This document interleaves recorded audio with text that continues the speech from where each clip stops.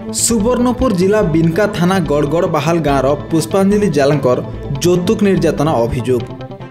पुष्पांजलि जालंकर स्वामी कहवा अनुसार घरे कहीं नहीं थिबा समय ने पुष्पांजलि दौड़ी लगैकरी घर छात ने आत्महत्या करिछन। पुष्पांजलि जालंकर स्वामी तांकर बायर ने काम करुथिबार समय ने परिवार लोग खबर देबा परे तुरंत घर के दौड़ी कर आसीथिले।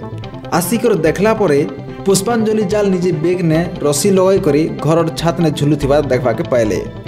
स्त्री झुलुथिबार देखिकर स्वामी छात ने लागिथिबार रस्सी के काटी कर तुरंत बिनका डाक्तरखाना के आनिथिले। परे स्त्रीर बापघर लोग के स्वामी ई घटना बाबत के नहीं करी खबर देथिले। बिनका डाक्तरखाना ने डाक्टर देखबा परे मृत घोषणा करिछन। पुष्पांजलिंकर काका नंदलाल थप्पा तांकर झियारी के यौतुक लगी आग्नु घरे सबुबेले गाली गलोच करी आसुथिले।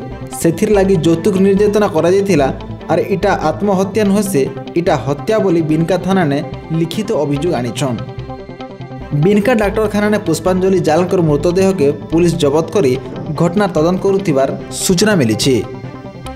बिनका पुलिस शव के जबत करी शव व्यवच्छेद लगी पठाइथिबार संगे घटना संपर्क ने अधिक छानबीन करुछि।